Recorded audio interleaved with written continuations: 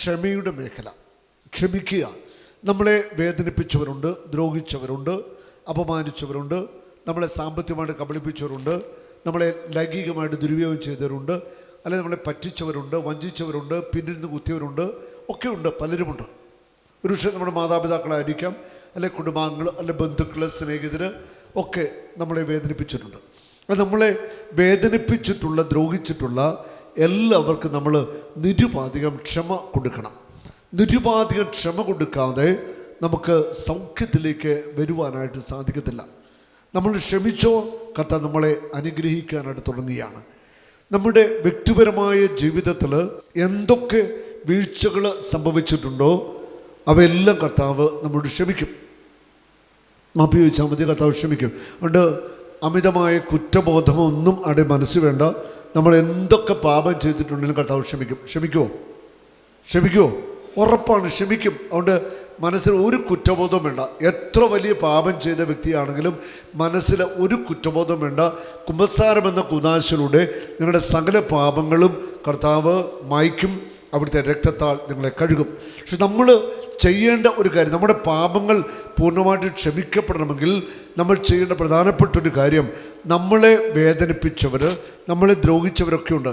അവർക്കൊക്കെ നമ്മൾ നിരുപാധികം ക്ഷമ കൊടുക്കണം. നമ്മളെ വേദനിപ്പിച്ച കുടുംബത്തിലുള്ളവരാവാം, കൂട്ടുകാരാകാം, ബന്ധുക്കളാകാം, വൈദികരാകാം, സന്യസ്തരാകാം, ആരുമാവട്ടെ.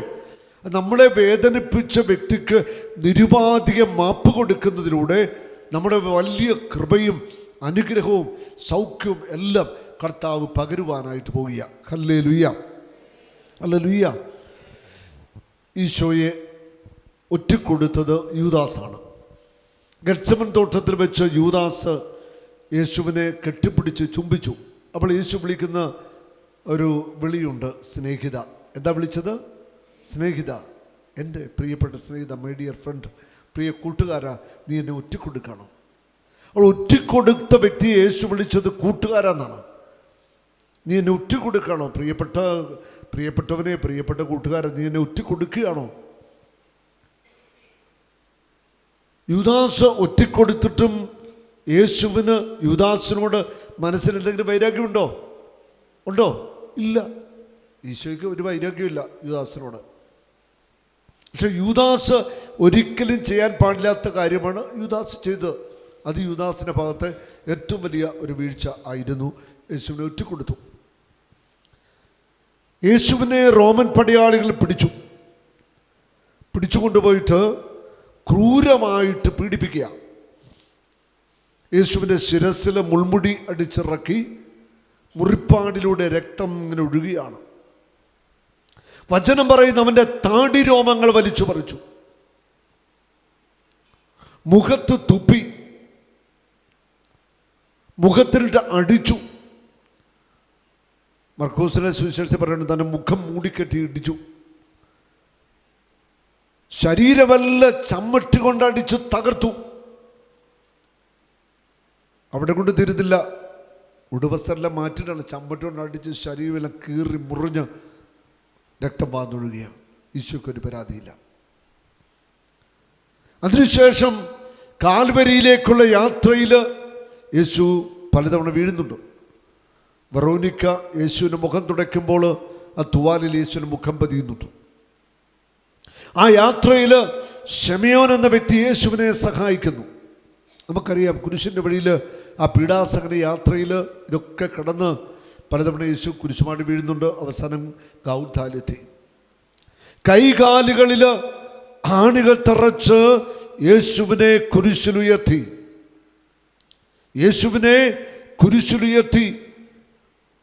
ആ കുരിശിൽ മുറിവേറ്റ് പിടയുന്ന യേശുവിനെ ഒന്ന് മനസ്സിൽ കണ്ടുകൊള്ളുക.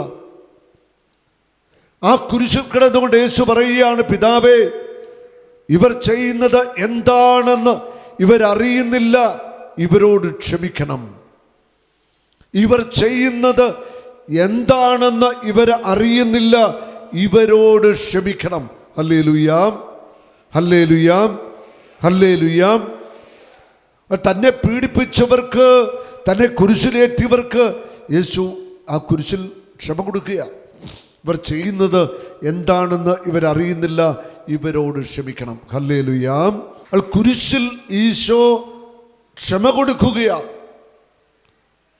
മത്തായിയുടെ സുവിശേഷം 5:44 പറയുന്നുണ്ട്, എൻ്റെ ശത്രുക്കളെ സ്നേഹിക്കുവിൻ, നിങ്ങളെ പീഡിപ്പിക്കുന്നവർക്ക് വേണ്ടി പ്രാർത്ഥിക്കുവിൻ, നിങ്ങളെ ശപിക്കുന്നവരെ അനുഗ്രഹിക്കുന്നൊക്കെയാണ് ഈശോ പറയുന്നത്. നിങ്ങളെ പീഡിപ്പിച്ചവർക്ക് വേണ്ടി പ്രാർത്ഥിക്കുവിൻ, നിങ്ങളുടെ ശത്രുക്കളെ നിങ്ങൾ സ്നേഹിക്കുവിൻ, അപ്പോൾ നിങ്ങൾ സ്വർഗസ്ഥനായ പിതാവിൻ്റെ മക്കളായി തീരും. ഹല്ലേലൂയാ, ഹല്ലേലൂയാ. കൈയടിച്ച് കർത്താവിനെ ഒന്ന് മഹത്വപ്പെടുത്തട്ടെ. നല്ല കൈയടി കർത്താവിന് കൊടുത്തേ. ഹല്ലേലൂയ. യേശു ആരാധന, ആരാധന, ആരാധന. സ്തുതിക്കുന്നു, സ്തുതിക്കുന്നു, സ്തുതിക്കുന്നു, സ്തുതിക്കുന്നു. സ്തോത്രം, സ്തുതിക്കട്ടെ. Hallelujah, hallelujah, hallelujah, hallelujah, hallelujah, hallelujah. ആത്മാവേ ആരാധന, ആരാധന, ആരാധന.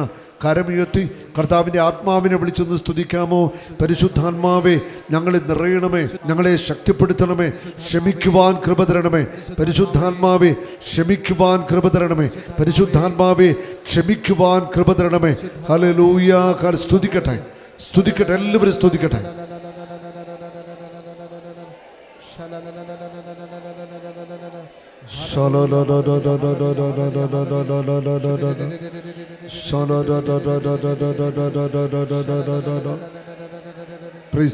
ക്രൂശിൽ കിടന്നുകൊണ്ട് യേശു പറയുക, പിതാവേ, ഇവർ ചെയ്യുന്നത് എന്തെന്ന് ഇവർ അറിയുന്നില്ല, ഇവരോട് ക്ഷമിക്കണം. നമ്മൾ ഓരോരുത്തരും ചെയ്ത തെറ്റുകൾ കർത്താവ് ക്ഷമിക്കും. അതുകൊണ്ട് നിങ്ങൾ ചെയ്ത തെറ്റുകളെ ഓർത്ത് മനസ്സിൽ ഒരു കുറ്റബോധവും ഭയവും ഒന്നും വേണ്ട. നമുക്ക് എന്തൊക്കെ തെറ്റുകൾ സംഭവിച്ചിട്ടുണ്ടെങ്കിലും കർത്താവ് നിരുപാധികം ക്ഷമിക്കും. ഉറപ്പാണ്, കർത്താവ് അത് ക്ഷമിക്കും. Hallelujah, hallelujah.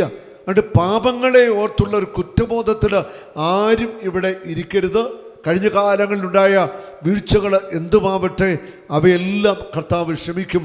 നമ്മൾക്ക് പാപമോചനം നൽകും, നമ്മളെ അനുഗ്രഹിക്കും. Hallelujah, hallelujah. യോഹന്നാന്റെ സുവിശേഷം 13-ാം അധ്യായത്തിൽ നാം വായിക്കുന്നു, യേശു തൻ്റെ ശിഷ്യന്മാരുടെ കാൽപാദങ്ങൾ കഴുകിയാണ്. യൂദാസിൻ്റെ പാദവും കഴുകി, പത്രോസിൻ്റെ പാദവും യേശു കഴുകിയിരുന്നു. യൂദാസിൻ്റെ കാൽപാദം കഴുകുമ്പോൾ യേശുവിനറിയാം യൂദാസ് ഒറ്റിക്കൊടുക്കുമെന്ന്.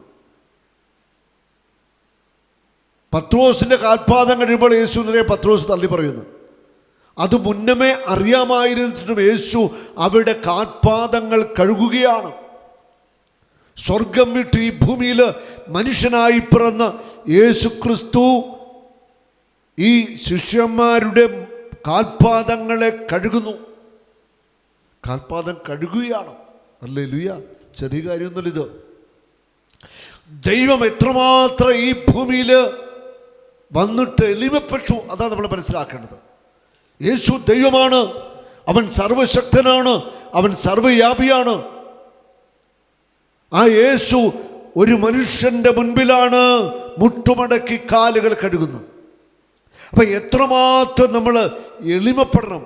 ഈ സമൂഹത്തിൽ എളിമപ്പെടുവാൻ, ഒന്ന് താഴുവാൻ, ഹൃദയത്തിലെ അഹങ്കാരമൊന്ന് മാറ്റുവാൻ തയ്യാറുണ്ടോ? അവരെ കർത്താവ് അനുഗ്രഹിച്ചു എത്താൻ പോവുകയാണ്. ഹല്ലേലൂയ. നമ്മളൊന്നുമല്ല, നമ്മൾക്ക് വെറും സീറോയാണ് അല്ലേ? നമ്മൾ എന്തെങ്കിലുമൊക്കെ ആണോ എന്നൊക്കെ വിചാരിക്കുന്നുണ്ട്. നമ്മളൊന്നുമല്ല കേട്ടോ, നമ്മളൊക്കെ വെറും സാധാരണ മനുഷ്യരാണ്. അപ്പം എത്രമാത്രം നിങ്ങൾ ദൈവത്തിൻ്റെ മുൻപിൽ എളിമപ്പെടുന്നുവോ അതനുസരിച്ച് കർത്താവ് നിങ്ങളെ അനുഗ്രഹിക്കാനായിട്ട് പോകുകയാണ്. യൂദാസിൻ്റെയും പത്രോസിൻ്റെയും കാൽപാദം കഴുകിയ യേശു, ആ യേശു നമ്മുടെ മുൻപിലെ ഏറ്റവും വലിയ മാതൃക ഉള്ള വ്യക്തി. അത് നമ്മളെ ദ്രോഹിച്ചവർക്കെല്ലാം നമുക്ക് ക്ഷമ കൊടുക്കാം, നമ്മളെ പീഡിപ്പിച്ചവർക്കെല്ലാം നമുക്ക് മാപ്പ് കൊടുക്കാം. നമുക്കെതിരെ അപരാധം പറഞ്ഞവർ, നമ്മളെ കുറ്റവാളികളാക്കിയവർ, നമ്മളെ അപമാനിച്ചവർ, നമ്മുടെ മനസ്സിനെ മുറിപ്പെടുത്തിയവർ, നമ്മളെ പിന്നിൽ നിന്ന് കുത്തിയവർ ഒക്കെയുണ്ട്. നമ്മളൊക്കെ ഒത്തിരി സ്നേഹിച്ചവർ, നമ്മൾ കൈപിടിച്ചു നടത്തിയവർ, സാമ്പത്തികമായിട്ട് സഹായിച്ചവർ ഒക്കെ നമ്മളെ ഒത്തിരിയേറെ പീഡിപ്പിച്ചിട്ടുണ്ടാകാം, വേദനിപ്പിച്ചിട്ടുണ്ടാകാം. അവർക്കൊക്കെ നമ്മൾ ക്ഷമ കൊടുക്കണം. ഹല്ലേലൂയ. രണ്ട് കരങ്ങൾ ഉയർത്തി ഒന്ന് സ്തുതിക്കാമോ? Hallelujah, hallelujah, hallelujah, hallelujah, hallelujah, hallelujah. യേശുവേ നന്ദി, യേശുവേ നന്ദി. Hallelujah, hallelujah, hallelujah. സ്തുതിക്കട്ടെ, സ്തുതിക്കട്ടെ. Hallelujah, hallelujah, hallelujah. യേശുവേ hallelujah hallelujah hallelujah hallelujah hallelujah hallelujah hallelujah hallelujah hallelujah hallelujah hallelujah hallelujah. ഭാഷാപരമുള്ളവർ ഭാഷാപരത്തിലൊക്കെ പ്രാർത്ഥിക്കട്ടെ. സ്തുതിക്കട്ടെ. ഒന്ന് കരമടിച്ച് കർത്താവിനെ സ്തുതിച്ചേ. Hallelujah hallelujah hallelujah hallelujah. Hallelujah. ഒരു 4 മാസമായി ഒരു ദിവസം രാവിലെ എൻ്റെ വീട്ടിൽ, ഞാൻ രാവിലെ കുർബാനയൊക്കെ കഴിഞ്ഞ് വീട്ടിൽ വന്നു. അപ്പോൾ എൻ്റെ ഇടവപ്പെട്ട ഒരു സഹോദരൻ, എനിക്കറിയാവുന്നൊരു വ്യക്തിയാണ്. അദ്ദേഹത്തിൻ്റെ മകള് ജിൻഡു എന്നാണ് പേര്. എനിക്ക് ആ കൊച്ചിനെ പള്ളിയിലൊക്കെ വെച്ച് കണ്ടിട്ടേ ഉള്ളൂ. അപ്പനമ്മയൊക്കെ എനിക്കറിയാം. ജർമ്മനിയിലാണ് ജോലി ചെയ്യുന്നത്, നേഴ്സാണ്. ഭർത്താവുണ്ട്. വിവാഹം കഴിഞ്ഞിട്ട് 4 വർഷമായി, മക്കളില്ല.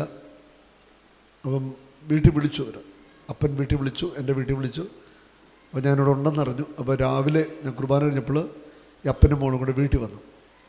എനിക്കറിയാവുന്നവർ തന്നെയാണ്. എൻ്റെ അടുക്കൽ വന്നിട്ട്, ഞാൻ ആ കൊച്ചിനും ഒത്തിരി കാലം കൂടി കാണുന്നു, എന്നോട് പറഞ്ഞു, സഹോദരത്തിൽ ഒരു സങ്കടമുണ്ട്, കല്യാണം കഴിഞ്ഞിട്ട് 4 വർഷമായി, മക്കളൊന്നും ആയിട്ടില്ല.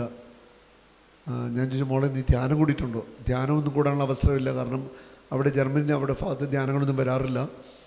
പിന്നെ നമുക്കറിയാമല്ലോ ജോലിയും കാര്യങ്ങളും, പിന്നെ അത്യാവശ്യം പ്രാർത്ഥനയൊക്കെ ഉള്ളൂ. അതിനപ്പുറം ഒരു ഞാൻ സംസാരിച്ചു. ഞാൻ പ്രാർത്ഥിക്കാൻ, നിനക്ക് മക്കളെ തരുമെന്ന് പറഞ്ഞു. ഒരൊറ്റ പ്രാർത്ഥന, ഒരു വിടുതലിന് പ്രാർത്ഥിച്ചു. അപ്പോൾ തന്നെ കത്താൻ ആത്മാർത്ഥ. ഞാൻ പറഞ്ഞു, നീ ഗർഭിണിയാവും, നിനക്ക് ഉടനെ മക്കളെ കിട്ടുമെന്ന് പറഞ്ഞു. ഇപ്പം 4 മാസം അതിൽ പ്രാർത്ഥന പോയിട്ട് കഴിഞ്ഞ ദിവസം അറിയിക്കുന്നു ഇപ്പം 3 മാസമായി ആ പെണ്ണ് ഗർഭിണിയാണ്. ഹല്ലേലൂയ.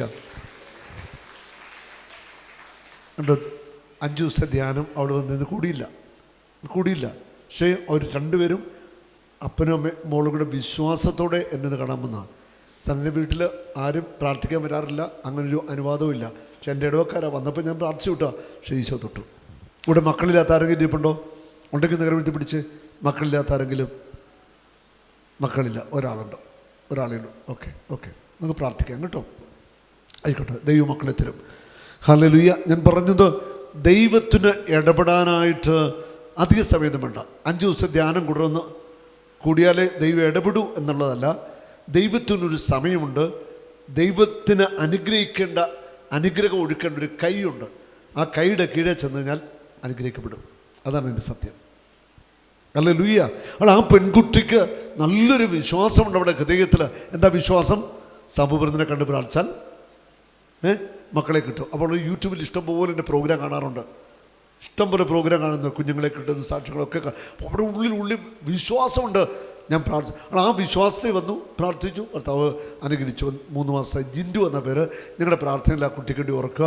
ആ കുഞ്ഞിനെ ആരോഗ്യത്തോടെ ലഭിക്കട്ടെ. ഹല്ലേലൂയ. ഹല്ലേലൂയ. നിങ്ങളുടെ ജീവിതത്തിൽ കർത്താവ് ശക്തമായിട്ട് ഇടപെടണമെങ്കിൽ നിങ്ങൾ ചെയ്യേണ്ട പ്രധാനപ്പെട്ട കാര്യങ്ങൾ: 1, പാപത്തിൻ്റെ വഴികൾ ഉപേക്ഷിക്കുക. 1. 2, ആരോടെങ്കിലും ക്ഷമിക്കാനുണ്ടെങ്കിൽ ക്ഷമിക്കുക. ഇത് 2 പ്രധാനപ്പെട്ട കാര്യമാണ്. പാപം ഉപേക്ഷിക്കുക, ക്ഷമിക്കുക. ക്ഷമിച്ചു കഴിയുമ്പോൾ അതിശക്തമായ ദൈവിക ഇടപെടൽ നമ്മുടെ ജീവിതത്തിൽ ഉണ്ടാകാനായിട്ട് പോവുകയാണ്. പലപ്പോഴും ധ്യാനങ്ങളിൽ, ഇതുപോലുള്ള ധ്യാനങ്ങളിൽ ധാരാളം ആളുകൾ, ഒരു കാലഘട്ടത്തിൽ കോവിഡിന് മുൻപ് ആവറേജ് 1000-1200 പേരാണ് ഇവിടെ നമ്മുടെ ധ്യാനം കൂടിക്കൊണ്ടിരുന്നത്. ആ ഹോളിൽ, മെയിൻ ഹോളിൽ ഒരു തവണ 1700 പേര് നമ്മുടെ ഒരാഴ്ചത്തെ ആയിരുന്നു. അന്ന് ഇവിടെ ഇൻ്റർലോക്കൽ വെറും പായിട്ട് ആളുകൾ കിടക്കുമായിരുന്നു ധ്യാനം കൂടാൻ. അപ്പോൾ ആളുകൾക്ക് പഴയതിലുള്ള തീക്ഷ്ണതയൊന്നുമില്ല. ഹല്ലേലൂയ. ഹല്ലേലൂയ. ദൈവത്തിൻ്റെ വചനം കേൾക്കുമ്പോഴാണ് ദൈവത്തിൻ്റെ ഇടപെടൽ നമ്മുടെ ജീവിതത്തിൽ ഉണ്ടാകുന്നത്. ഒരു നാളും നീ അനാഥനല്ല, ഒരു നാളും നീ അന്യനല്ല, ഒരു നാളും നീ അനാഥനല്ല.